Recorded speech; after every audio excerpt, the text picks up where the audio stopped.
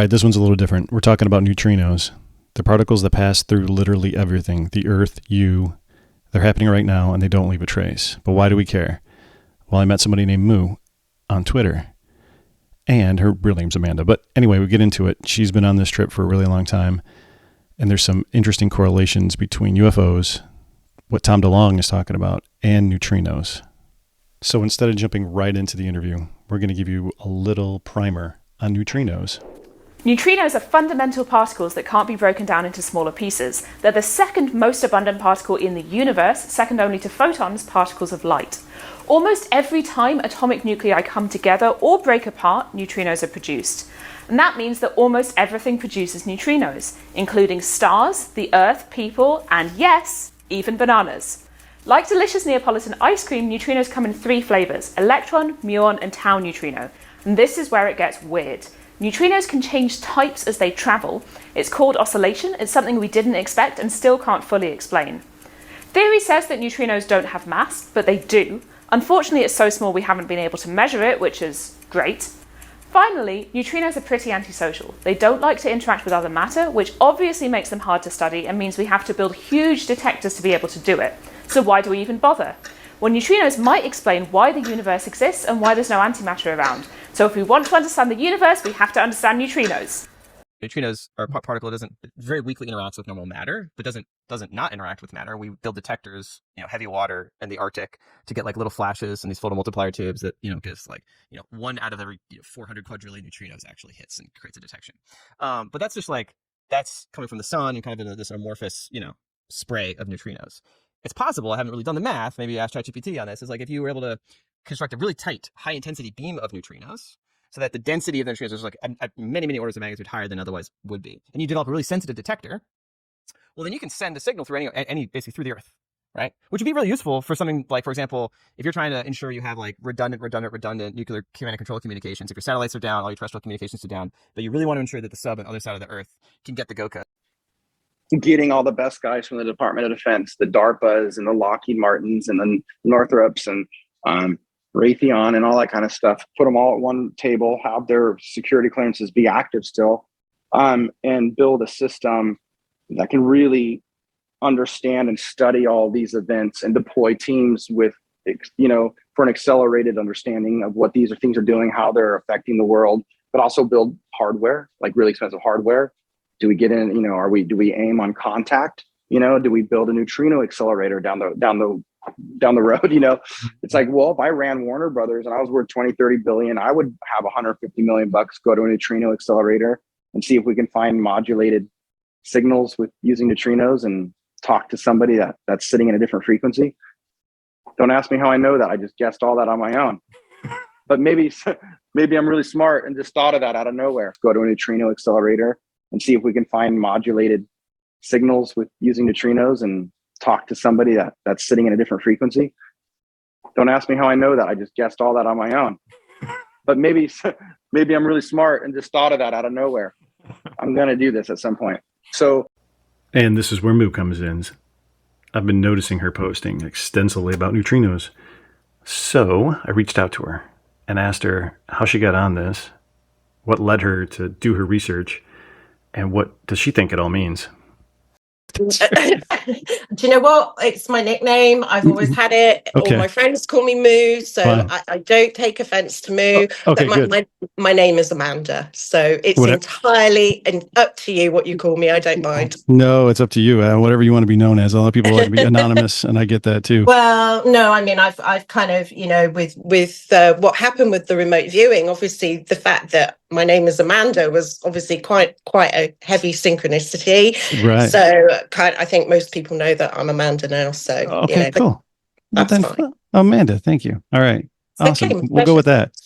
Yeah, I'll slip up and call you Moo anyway. That's all right. Oh man, so tell me how you got into this? Like, what did you get into? How did you figure out this neutrino? Like, what sent you down the path? Okay, so are we going now? Yeah, we'll go now, and I'll edit it all up. Yeah. Okay, so I'll probably put best to start at the beginning. Really, give you a little bit about my background because that kind of all ties into it.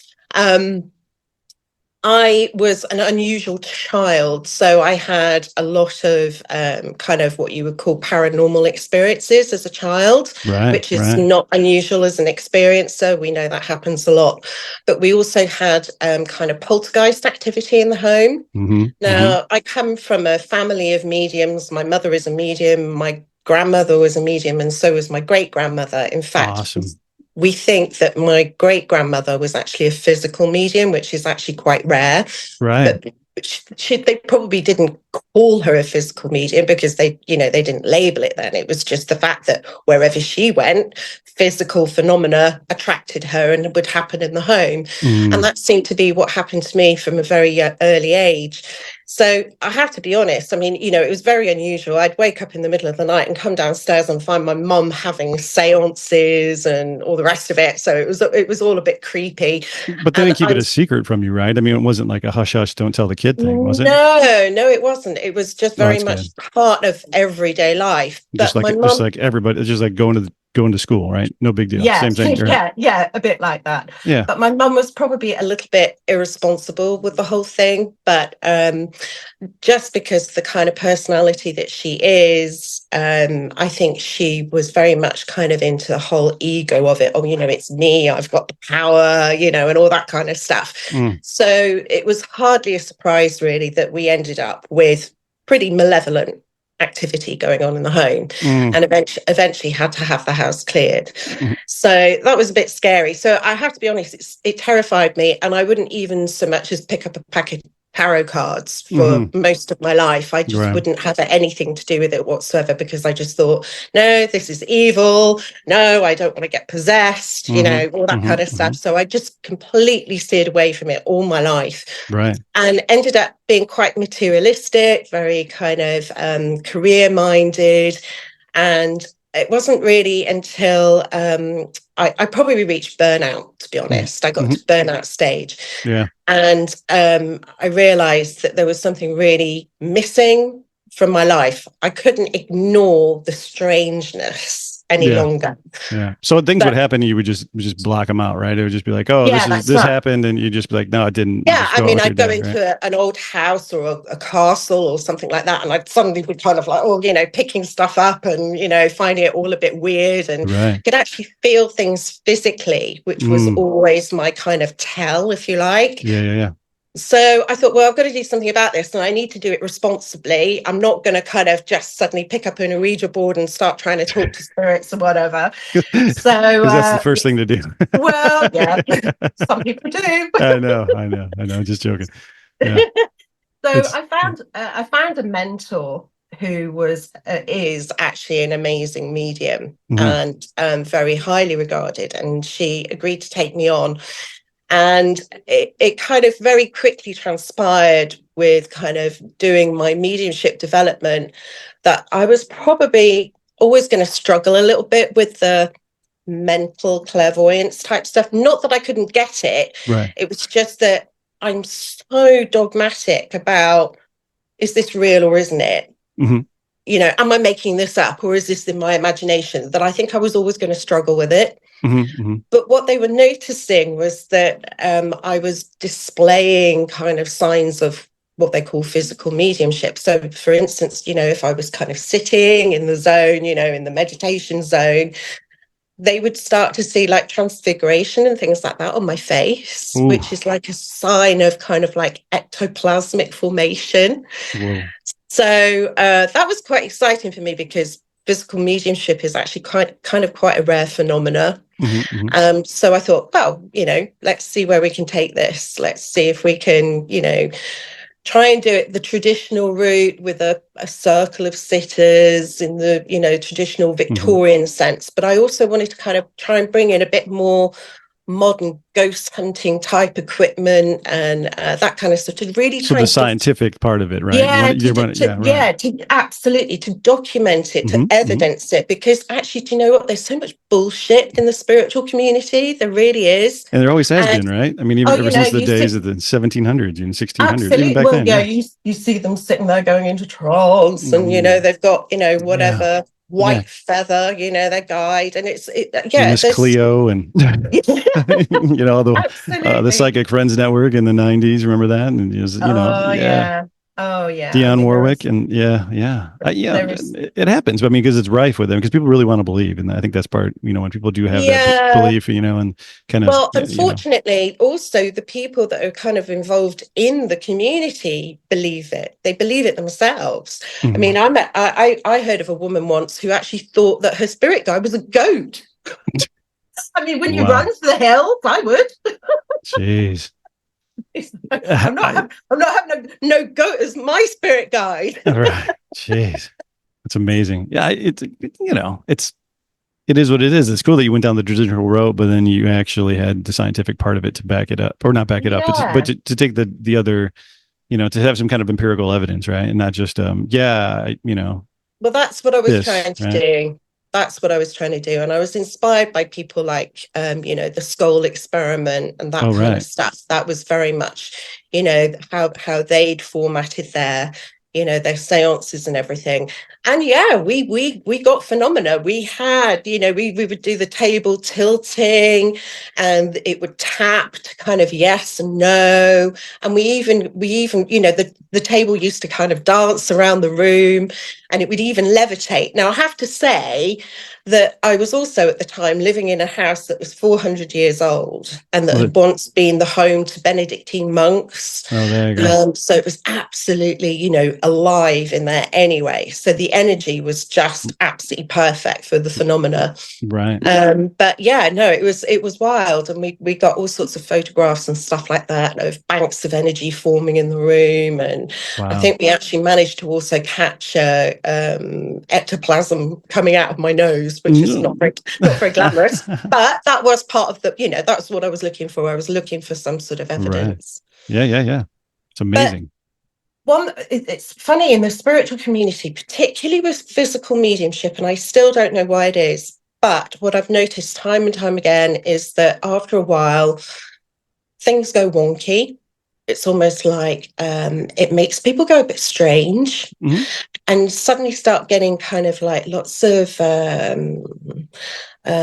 competition, and especially if the phenomena is revolving around one particular person, the others start getting, I think it's me, and all this kind of stuff. And actually, the prerequisite really for a successful circle is to have harmony, and for it to be a joyous, fun, but the ego came in. The ego comes back in, right? Exactly. The ego comes in.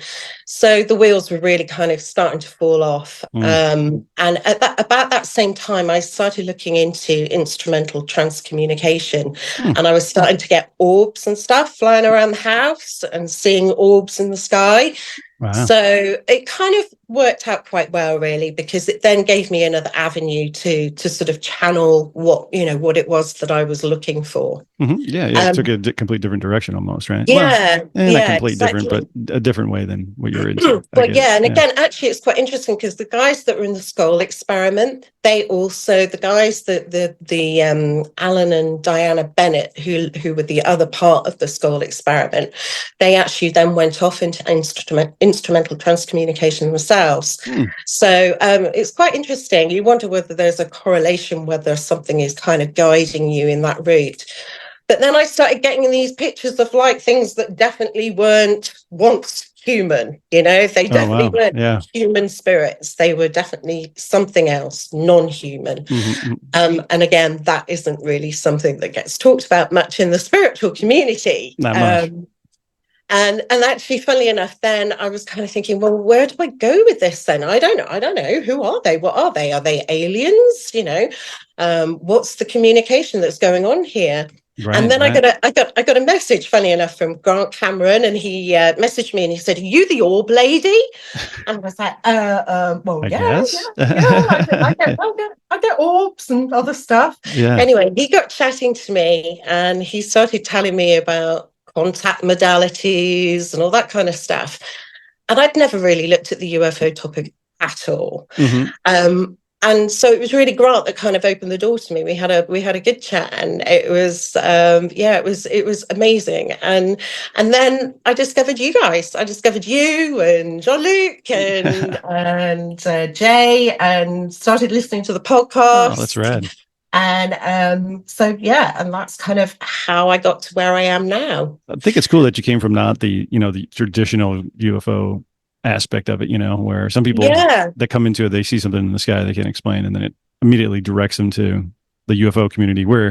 And then the other part of it is telling as well, is because there's not the cross connection between a lot of the different phenomenon investigative bodies, right? So they're like, I always say this is like the ghost people don't talk to the Bigfoot people, and the Bigfoot people don't talk to the UFO people, and nobody talks to anybody, and it's all one giant thing, and it's interesting to see that you came from the other side and had a history of it within your family for 3 generations, if not more, right? So it's interesting to see that. And plus too, much like you, when I was younger, I saw what I guess you could say ghosts or disembodied, and then got so scared by it that I pushed it away, turned it off, and decided not to see it, same thing, right? And then it was it's hard to turn it back on, but once you do, it's kind of more, when you're less afraid of it, you're more open to it. I think it's helpful to get back into that, but coming with some genuine, probably genetically based skills, I might imagine, from your family that might help. Maybe I don't know. I mean, obviously DNA thing is very interesting, isn't it? So it is. They get you shut right down. You talk about it too much, they don't get you shut right out. It will. Gary Nolan will block you right now. Don't block me, Gary. Yeah. You block me again. I don't care. It's funny. It's very interesting, isn't it? I think somebody put something out on Twitter the other day saying, why do you think they're interested in experiences DNA? And I'm like, maybe follow the money. Yeah, that's it. Follow the money. That's how it always is with all the whole entire topic thing. But the neutrino thing, I didn't really pick up on until Tom DeLonge had said it in a podcast, or I think it was a podcast, or it was one of his, early on. I think it might have been even like the 2014-15 ones with George Knapp, and I could be wrong. It could be later than that, but it was one of those things where he was like, "Hey, it's something to pay attention to." And then when I was introduced to Eric Ecker through John Warner, the fourth, and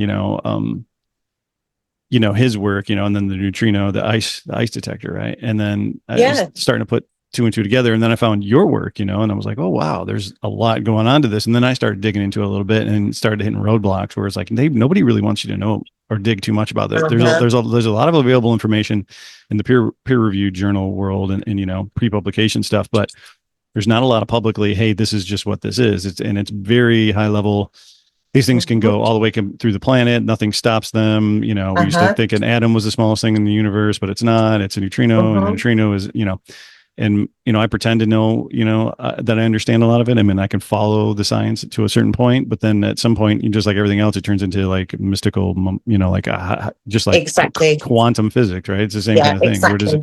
Where do you go with that? When you try to follow that line, so you have to cross over that kind of barrier between, the scientific and the mystical, I think, at some point, because it's part of the same, but so how did you find these what did you get into neutrinos? How did that happen?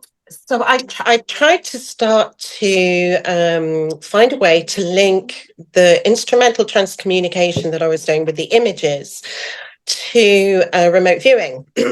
Okay. And there's absolutely no way that I could do the normal kind of route with remote viewing, because I don't do numbers. My brain doesn't compute with numbers at all. I'm very visual. So I don't know. I was kind of getting loads of synchronicities, loads of things were ramping up. A friend and I were chatting about Eric Hecker, and we were talking about the direct energy weapons that he claims that they've got over there at the Ice Cube. So I thought, well, let's see if I can remote view it. So I don't know why, but I felt instinctively that I should be in water, which sounds a bit kind of dramatic, but if you think about like Stranger Things and 11 and all the rest of it, she goes into that zone, doesn't she? Yeah. but the thing is, you've had that experience as well. Like a lot of the mental, things coming to me that I didn't ask for or wasn't, it was just kind of an interesting, connection to otherworldly or other, non-human intelligence happened while I'm not underwater, but in the shower. Okay. So water. Interesting. Yeah. Okay. Yeah. Well, that's really interesting. So Yeah. that's basically exactly what I did. I got in the shower. And I had this amazing remote viewing experience, which actually, now that I can kind of look back at it, and now that I found all the other information that I found, I'm actually wondering whether I didn't remote view at all, whether I actually teleported. Ooh. Okay, so this will all come back. So basically, while I was there, before I actually remote viewed the ice cube neutrino detector, I'd been drawn to a site in Greenland. Mm-hmm. So I've initially gone to this site in Greenland, and I was seeing what I could only describe as like soapy bubbles and like loads of cables. Mm-hmm. And there was like the wildlife there looked really confused. Like they, something was bothering them, some sort of frequency, something was really bothering them. Okay.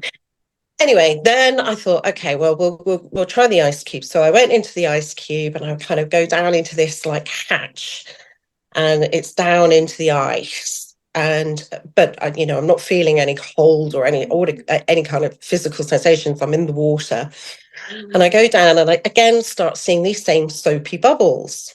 And as it turns out afterwards, because I knew nothing about the technology there, and I didn't even know what a neutrino was at this point, but it does turn out actually that the neutrinos actually do look like soapy bubbles. Oh, okay. I wasn't aware. Okay. They look like soapy bubbles when they're basically interacting with things, when they're interacting with matter.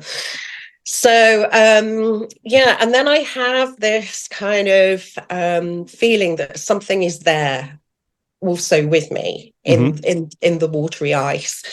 But at that, there were other things that I saw there which were quite symbolic, which I'm still unpicking, but that I might come back to that later. Sure. But anyway, I came out of that particular remote view, but I thought I couldn't work it out. Was it me, a reflection of me that I was seeing? I felt that whatever it was that was there was a psychic. So was it, another psychic there at the ice cube? Or, like I said, was it just a reflection of me? I really wasn't sure. But I went back a few days later, back into the same place, down into the water, soapy bubbles. And then I kind of meet this being, which is like a cross between a kind of like humanoid orca is the only way I can describe it. And it was blue. Wow. And it had the kind of the body of an orca, with some black and white, but its face was sort of almost holographic, almost like morphing into a kind of humanoid type face. I had the feeling that some other intelligence had piggybacked off an orca, off a real whale somewhere in that vicinity.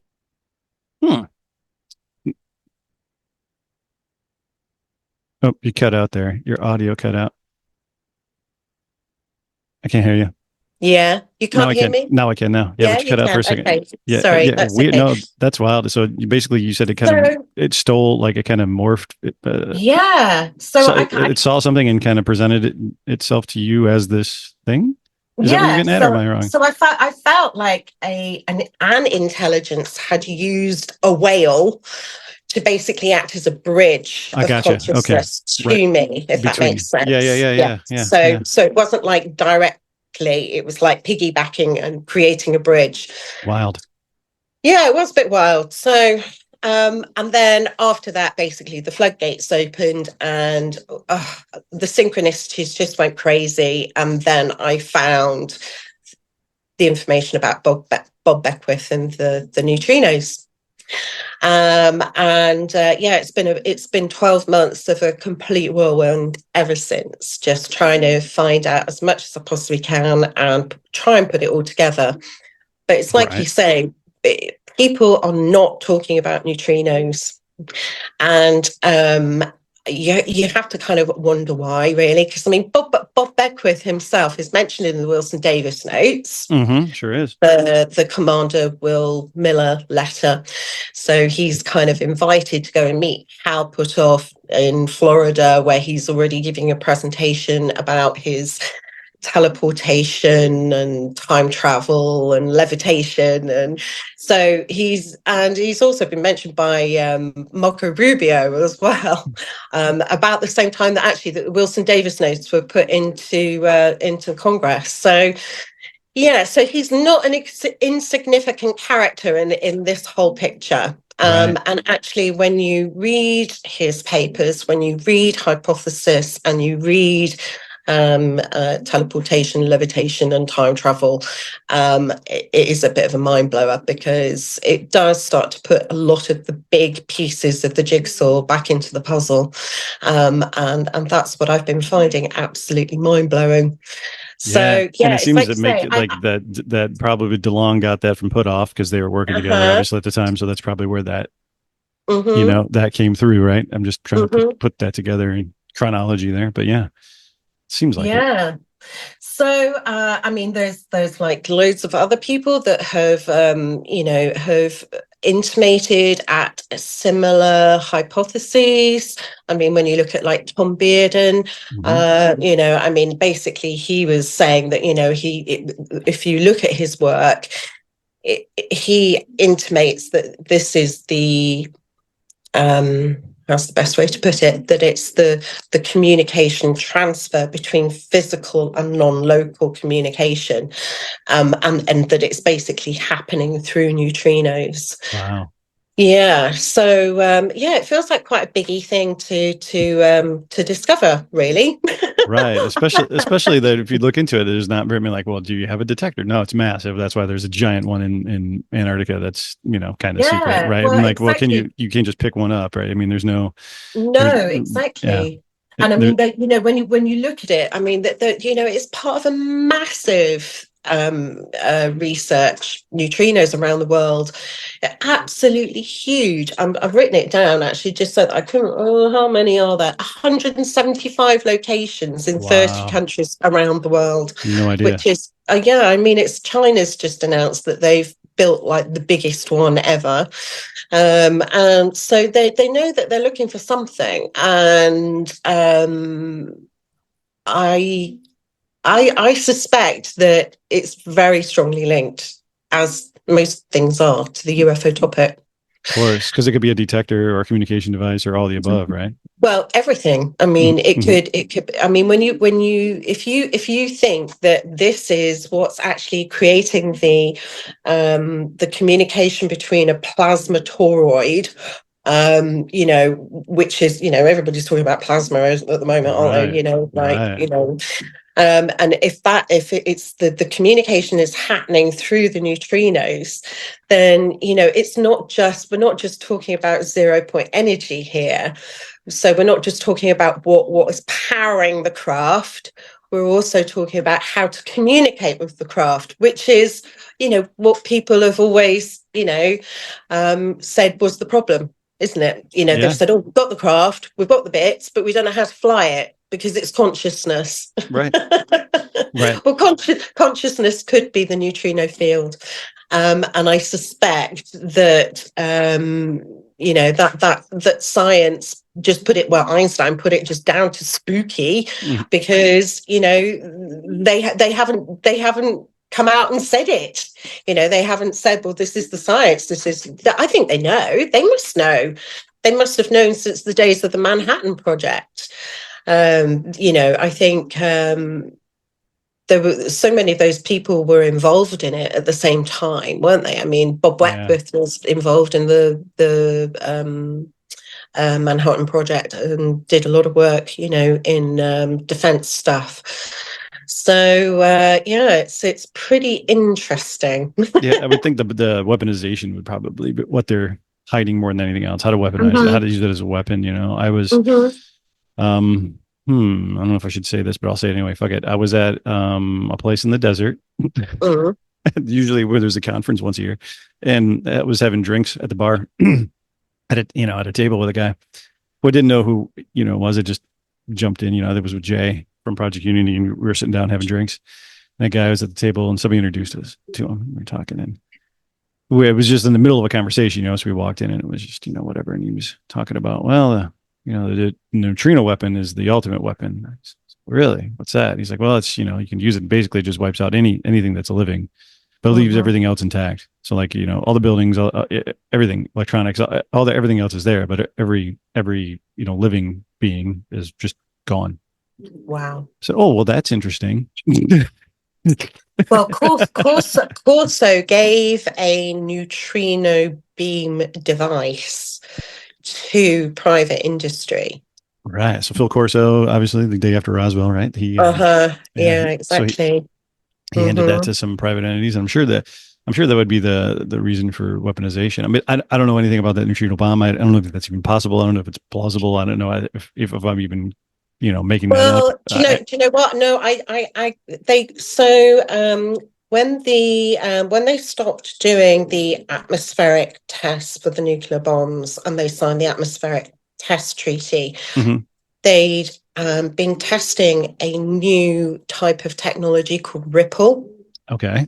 Now, obviously, you can't find anything anywhere to suggest that the Ripple technology had something to do with neutrinos.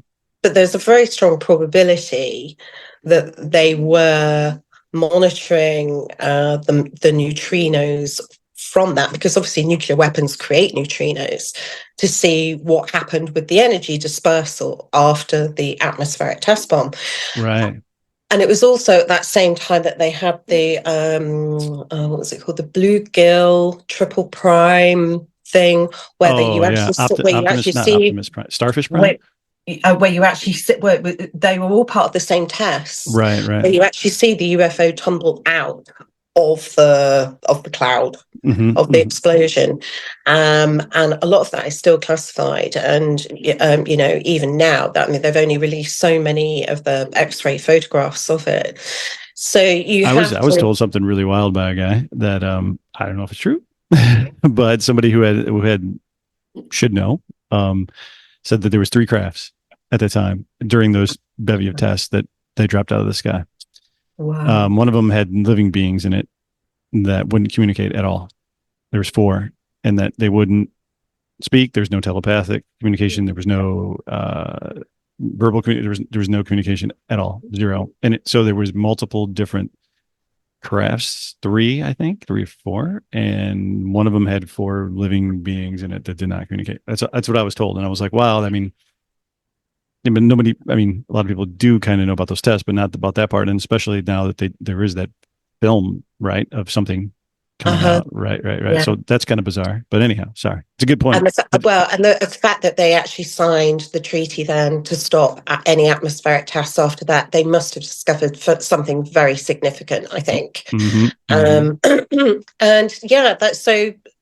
Interestingly, you've seen recently, I made a bit of a bodge of it because I'm rubbish with technology, but you can actually, if you see the map of where there are high concentrations of neutrinos around the globe, and you see where there are the majority of UFO sightings, it looks like there's a direct match. Right, along with the nuclear sites, right? Nuclear. Yeah, exactly. Yeah. And then I think we were talking about putting caves over the top of it. Yeah, caves as well. But also it matches up with the what they call the kind of Earth chakra points around the globe as well, that link up to the ley lines. And that then kind of opens up all sorts of other possibilities, doesn't it? When you start thinking about ancient technology, etc., with Egypt, and did they build them there because there's a high concentration of neutrinos? Do they have a high concentration neutrinos at Skinwalker Ranch, etc.? Right. I would suspect so. I would say that there's a very strong possibility. Yeah. Yeah. But the trouble is, of course, because if it's linked to the kind of the nuclear stuff, we're never going to find out. We're never going to find out with science, because it's all classified under the Atomic Energy Act. Right.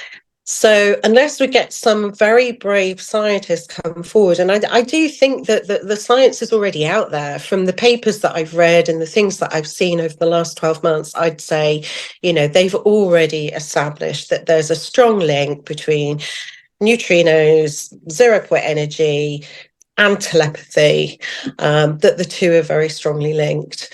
Right. I've got loads of stuff on my on Twitter, so if anybody wants to kind of see those papers, I'm quite happy to share them out. To be honest, I'd love some help with it, because I'm really kind of getting to a point now where it's kind of getting above my head. Yeah. Well, it's not easy, science when you get into some of those. I mean, those papers are just real dense. It doesn't come right out and say, hey, this is interacting with X, Y, and Z, or hey, the hypothesis between some of them are, whatever. In the studies, they've been doing it for years. But I mean, like you said, 100 and how many? Like 100, almost 200. Something like that, all over the world. So there's a big 175 all over the world. These neutrino detectors that are spending billions and trillions of pounds on, For what? I mean, if there wasn't any viable way for, how follow the money, right? If there's not any way they're going to make money or, glean some type of intel from it, they're not going to keep spending. Right. And that's what we do on the surface, obviously, the public layer of things like that. I'm guessing we'll probably get more out of universities and, things like that would probably be a little bit more public about some of the things that are going on, but we found that. Well, you found that paper actually, didn't you, by that chap that's at the place in Florida. I can't remember his Shapshack, I think his name is. Let me see. Paul Shapshack. Yeah, he's at the University of Florida, right? Which is quite interesting, because they're receiving huge grants from the DOE. Imagine that. Imagine that, right? Yeah. And he writes this paper about neutrino communication with extraterrestrials. That just glanced over everybody's head, right? Just go. Yeah. It's like everybody goes, "Oh, really? Okay, I get about 3 likes on Twitter." That's amazing, right? It gets shut down real fast. Yeah, it does. I mean, but it's a good segue. Well, it's good. I think it's a good topic, and I can't believe you did it, honestly, because one, because of the contracts, and two, because of there's still the stigma, right? I mean, in academia, there's still the stigma of, things, but it's a good solid theory. I mean, yeah, it'd make more sense than light, or radio waves. Yeah, well, absolutely. And let's be honest, if Elon Musk is realistic about wanting to go and live on Mars, how's he going to communicate with the rest of the universe? He's not going to be doing it through through satellites. Well, not standard satellites anyway. Right. They're going to want to use neutrino communication, and that's that will be then what will happen. yeah. And I mean, there's some massive leaps in quantum communication as well. I mean, I think I posted something the other day too, but like China has been, I don't know, leading the world in the amount of money spent on quantum communications. And if I remember right, it had to have been around 2000, it'd be like 10, 12, something like that. They launched the first quantum communication satellite, China did. And I remember it was a big ruckus, because it was like, you couldn't intercept the communication at all. You couldn't hack it. You couldn't get in between the signal at all. Right. And it was a big deal. I mean, America and the Five Eyes also has that type of communication, but that was the first one they've done it. They did it in space to just prove that happened, and I think neutrinos have some type of correlation with quantum communication as well, but I'm not, like I said, I can't figure it out. It's not really clearly spelled out in anything. It's interesting to see the correlation between all the other things, and then spooky action at a distance. I mean, it seems just like quantum, right? When you talk about the way neutrinos work. Exactly. And the weaponization of it is something that nobody talks about. No. Yeah. Well, that would be quite interesting. I mean, especially with the state of the world at the moment. I mean, obviously nobody wants to see that happening, but you do have to wonder why now is the UFO topic becoming such a hot thing? Yeah. When the world is in such a delicate state, let's be honest. Oh, yeah. For sure. With everything that's going on in the Middle East, and you think, well, why do they suddenly want to get this rush on with UFOs? Are we suddenly going to start seeing weapons being used, like neutrino technology that hasn't been used before? Are they already experimenting with it in places like the Ukraine, in places like Gaza? Maybe.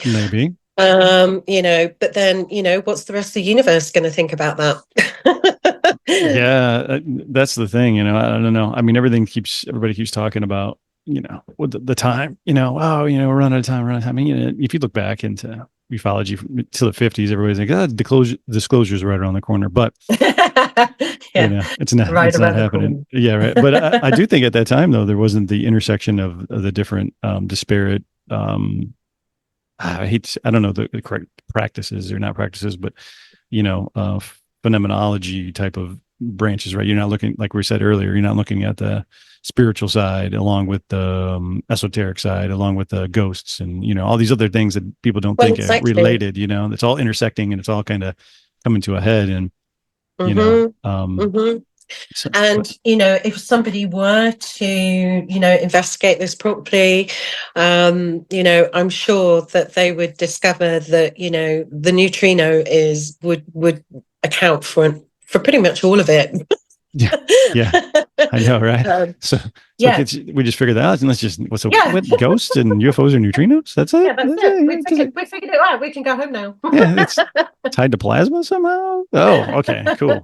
Oh, we can use it for propulsion and communications and medicine and healing and healing, everything. Oh, talking of healing, and actually, one of the people that I think has really, hit this nail on the head is a guy called Dan Winter. Have you ever come across him?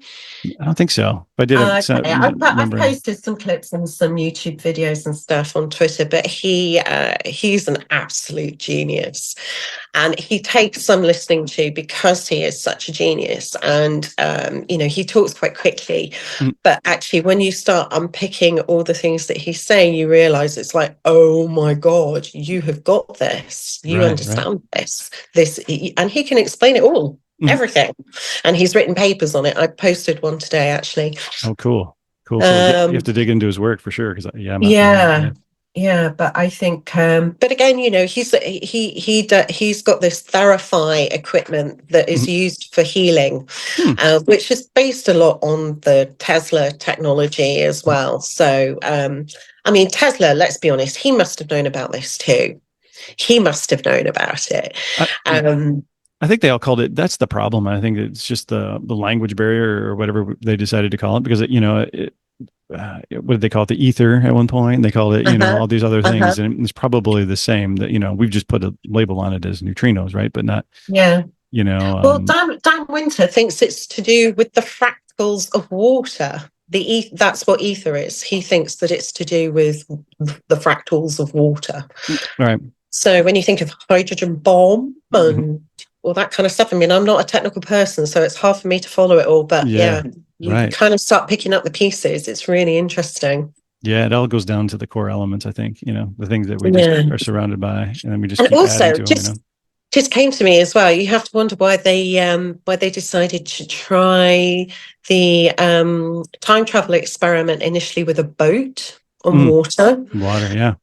Why was that, with the Eldridge? Yeah. Actually, I found something the other day. It was really interesting. They said that apparently Tesla was on the Eldridge. Oh, wow. That he didn't die in New York, as everybody thinks, that he was actually on the Eldridge, the time-traveling ship, the one where apparently things were a bit wrong. That's amazing. Actually, Corso's son I listened to an interview of his the other day, and he was saying about that, that it was pretty horrible, what happened to those poor guys on that ship, because the time travel thing didn't quite work right. Right. Well, I always thought it was like they were trying to optically camouflage it. I don't think there was actual. I could be wrong, but I don't think they actually had. It actually teleported. Right, but I don't think that was the goal. I think it was just trying to make it invisible to enemy radar. Right, okay. When they tried to do it, they wanted to make the ship so that you couldn't see it on radar. It was basically, radar invisible. But then I think they cranked it up and was like, oh, it's visually invisible, but it's actually not here anymore. It's not only that; it's actually it's gone. But Yeah, because yeah. there's all sorts of stories about how it got sold to Greece and went to Greece, but apparently it didn't. Apparently it ended up in the Outer Hebrides. Hmm. So yeah, apparently there are British reports that can confirm that. Yeah. Wow, I didn't know I that. know. Yeah, it's mad, isn't it? It's really mad. Yeah. And apparently there wasn't just one. There were other ships after that as well. Hmm. And they made them out of plastic, which was kind of like infused with glass because there couldn't be any metal at all on the ship. Oh, because that's And what interfered with the yeah, because electronics. apparently Bob Beckwith went with his wife to go and see one of these sort of later flashier models, and they saw a cabinet with like inside there was a button on there that actually says teleportation actually in this cabinet on this ship. I mean, Wow. yeah, it's mad, isn't it? That's just, yeah. I mean, there's so many different things. It's just amazing, just amazing. But yeah, the neutrino thing. I don't know if we're gonna get to the bottom. But I think that's one of those highly, highly, like when you start talking about DNA, you just get basically shadow banned. You just don't exist anymore. They just try to shut you Yeah. down because they don't want anybody getting down that road. No, and I do have to wonder whether that's why, I don't, really get a huge amount of interaction on the posts that I post, but I'll still keep talking about it. I'll still keep digging stuff up and looking for more stuff, and hoping maybe that it will catch the attention of somebody who's brainier than I am that can help put this stuff together. Because I've absolutely no doubt whatsoever, John, that this is really something significant. No, I think so. I think you're right, and I think that it's cool the way that you were able to use your gifts to be able to look at it from a different angle without realizing, what I mean, you were getting into, and then backing out and saying, "Oh, this is Yeah. what I think." It wasn't like you were going hunting for this, right? It was just kind of like it was really profound. It right. has felt like a pretty monumental turning point in my life, to the point where I really have to kind of pinch myself every single day when I wake up and I think, oh my God, this, So it it's almost feels, like it's directed. Does it feel like you were directed towards it almost? yeah, Yeah. it feels like a huge responsibility to try to get it right and to do it justice. And I'm not, I don't do podcasts and things like that. This is, like my first one, and Well, great. Thank you. I'm really out of my comfort zone here, but I know you're doing I'm rad. trying my best. You're doing rad. You're doing rad. That's fine. I make it up as I go all the time anyway. Don't know what I'm doing. Oh, well, I appreciate it. Yeah, Thank you. no, thanks for taking the time and coming on and giving me the lowdown on the research and your background. And I mean, that's cool that Yeah. we've got to the point where we can have these type of discussions in public without fear of being burned at the stake. Well, yeah, there is that. Right? Yeah, I know. Yeah. They used to do it. Crazy woman talking about neutrinos and whales at Ice Cube. But But no, realistically, I mean, there's a lot of kind of threat stuff out there at the moment, right. with the whole UFO topic as well, which concerns me because, I have had a full spectrum of experiences throughout my life, from what I would consider really, really nasty, evil, and beautiful, profound experiences like this one. Mhm. So, I guess that's kind of afforded me a certain level of discernment about, what I'm dealing with. Not that I ever take that for granted. I'm always very, careful about anything that I do, have very strict working protocols, it has to be safe and responsible. Right. But I do think that because of the threat narrative, we do also have to take it seriously that, we're probably not the top of the food chain, that there's probably a lot of other stuff out there. And if we do start communicating telepathically via neutrinos, then we need to really understand that properly. It's not something that's insignificant, because if they land on the White House lawn and out rolls a team of muscle bound reptilians, we need to understand what it is that we have about our own innate abilities to make ourselves worthwhile and not just food. Right. No, you're right. I think that's one of the big things is right to believe in the strength of yourself and the power that you have, Yeah. that you've, pretty much been told you don't have since the history of organized religion anyway. Yeah, yeah, But unfortunately. yeah, I think that's what it is, to have that sovereignty, to be able to be who you are, and I mean, come at it from a different way. you have to be quite brave about it, because you have to make mistakes, and you have to have bad experiences to be able to recognize them. Unfortunately, Right. but it's like they say, isn't it? It's like the dark night of the soul. It's always the darkest night. But what's the saying about it's always darkest just before the dawn. Or before the But dawn, right? Yeah. It's true. Yeah, yeah. That's what the other quote along that lines that I always enjoy was that if you look around and all you see is darkness, look at yourself, because you may be the light. That's like one of those things that you always kind of like. Even though it's dark, you're probably the light. And that's this kind of thing. And it's great to just think along the lines of being open to the possibility of anything that you can possibly imagine. But like you said, protections is always key, to be safe, to be protected about it. Because that's a lot of people just sometimes just roll the dice. They find something online like, oh, let's try this. And it's like, what you know what you're doing, but again, there's a lot of experiencers who are kind of looking for gurus to guide them, right. and it really is a minefield, because a lot of these people are very gifted with the way they present themselves and the way they communicate, and it all sounds logical, but it's very cultish. And you're right. And we know that dark magic is also very strongly connected to the phenomena, and you have to be really keep your wits about you about who you trust when looking for guidance in such matters. It really is paramount that you really keep an open mind to everything. Yeah, totally. And just kind of have your wits about you, like you said too. You just not just accept everything at face value, but just kind of use your discernment, and all of those things. And you're right. I mean, I've heard a lot of those dark magic rituals will actually produce results. Oh yeah, I've no doubt about it. But they're not good, and but so can the positive side, right? And the positive side is a lot better. It takes longer, it's harder, but it lasts longer, and it's more beautiful. But it's some people are pulled in by that darkness, and like you said, it has to be there so you understand the light. And get to a spot where you can be at balance, at peace with it. And sometimes some people just don't get there. They just don't. No, that's true. No, it's true. And that's also sometimes a little bit difficult, because, of course, the way we interpret our own experiences are very individual. You're right. And again, down to our DNA, because we're all individual. But the experiences are just the same. So, whereas, I might see a blue whale ice cube. Somebody else might see something entirely different. You know what I mean? But exactly. It's just the way that my mind creates the reality, really. Exactly. Yeah, exactly. It's how I process it. It's how. It's like how you pick up things with symbology, isn't it? Right. With the synchronicities. Exactly.